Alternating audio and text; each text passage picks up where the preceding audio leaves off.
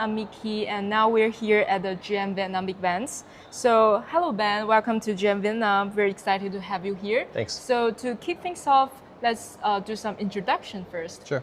Yeah. Great to meet everyone. Ben EL-Baz from HashKey, one of the first employees of the company, part of the the original kind of core team.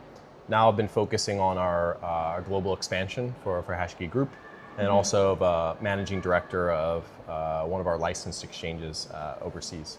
Yes, thanks for the intro. For the audience who may not familiar with you and the HashKey Group, could you please tell us a little bit more about the HashKey? Sure. And also about the core missions and what makes it stand out from the other exchange? Sure. No, it's a great question. I think one of the things I always like to say is like HashKey, in my view, I think HashKey is probably Asia's largest regulated, licensed digital asset financial services companies. Wow. Right? What I mean by that, like when I say a digital asset financial services company, it's exchange asset management, but then also like node infrastructure, right? So we've got HashKey Exchange, HashKey Global, HashKey MENA, HashKey OTC on the trading side, and then you've got HashKey Global, you've got HashKey Capital on the asset management side, and then you've got HashKey Cloud, who does a lot of staking and node infrastructure. And works together with our tokenization team on a number of different things. And then more recently, I think last year we launched HashKey Chain. And HashKey Chain has been working on some of the, there's all this information is public, but HashKey Chain has been working with some of the licensed financial institutions in Hong Kong to launch tokenized securities on HashKey Chain. Yes, yeah, that's fascinating. So HashKey is one of the first fully licensed crypto exchange in Asia. So which is like really no feat. In your view, how important is the clarity for the long-term growth in this space? And how does this shape the roadmaps? Yeah, I think it's incredibly important, right? Because as I was saying in just the speech a few minutes ago, right? I think like regulatory clarity is important because it allows a lot of the players, like individuals and also companies, who've wanted to get into Web3 and blockchain. It finally gives them the opportunity and like comfort to come in. Yes. So that's why HashKey has gone out and built licenses in over 6 countries across four continents, right? Across Asia, the Middle East. Europe, and then also in the Americas. We've been doing this because we believe very strongly that there's a huge promise for blockchain technology and for Web3 technology. But a lot of the big companies and a lot of the big money and the big capital, it's going to want to come in through regulated, like licensed entities. Yes, right? yes. Yeah, we've seen HashKey making headlines with the impressive achievement this year. So from trading volume growth to new product launches, what would you say is the HashKey's proudest achievement in the 2025 so far?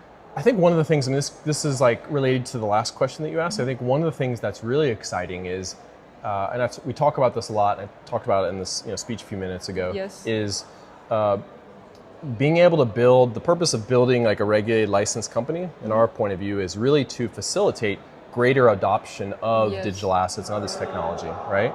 And what I just said was like a little bit of theory, which is like, okay, well, if you build it, then more people will come into the market, right? That's the theory. But actually in practice, I mean, over the last year or so, we've actually seen the results of that in Hong Kong, right? So what I'm saying with that is in Hong Kong right now, you have a lot of the licensed securities brokers, right? Just the guys like the large internet brokers. These guys are now able to offer crypto asset trading to their millions of users. Wow. But they're only able to do that by like linking up with a licensed company like us, right? So if you think about like how does this industry expand beyond its bubble? It's not just expanding beyond the bubble by getting like large institutional investors. It's also expanding by allowing some of the traditional brokers that have all these millions of like stock traders, allowing them to start to be able to trade crypto and have them to be able to kind of come into the crypto economy. Yes. So I think this year what's one of the things I think from HashKey I've been most proud of is the fact that we've been able to build out this infrastructure that's allowing like larger companies and larger brokers to be able to bring even more people into the crypto economy.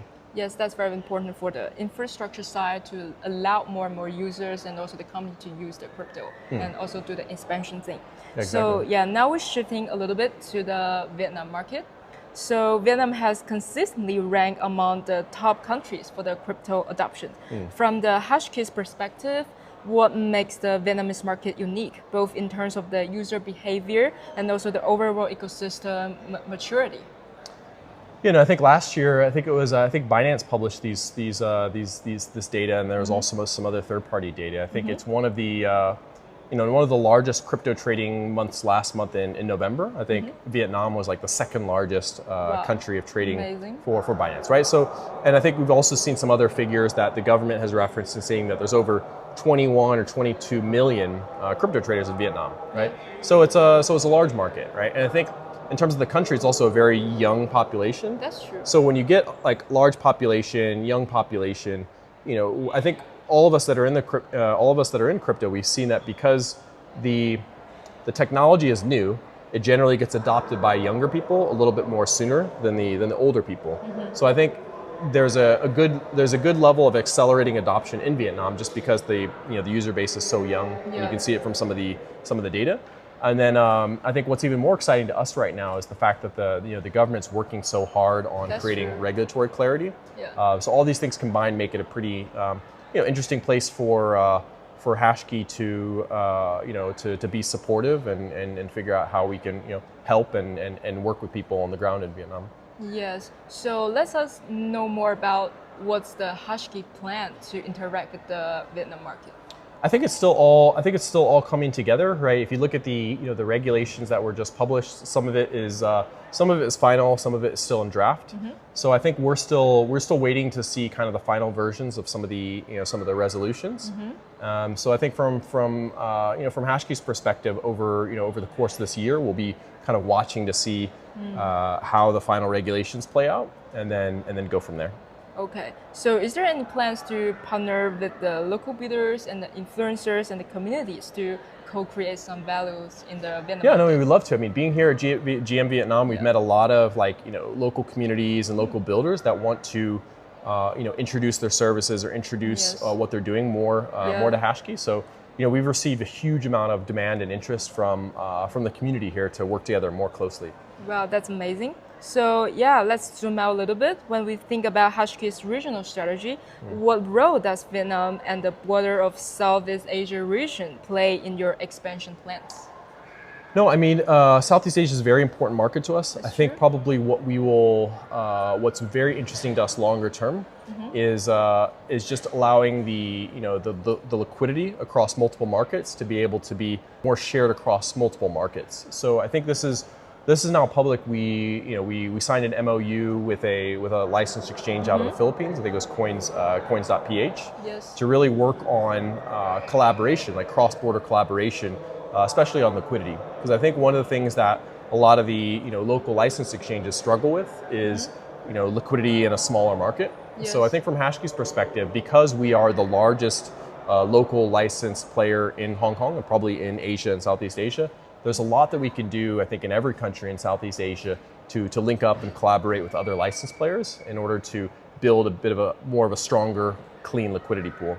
Yes, thank you so much. So before we wrap up, do you have any final words you would like to share with the Vietnamese Web3 community and all of the participants joining us in the GM Vietnam today?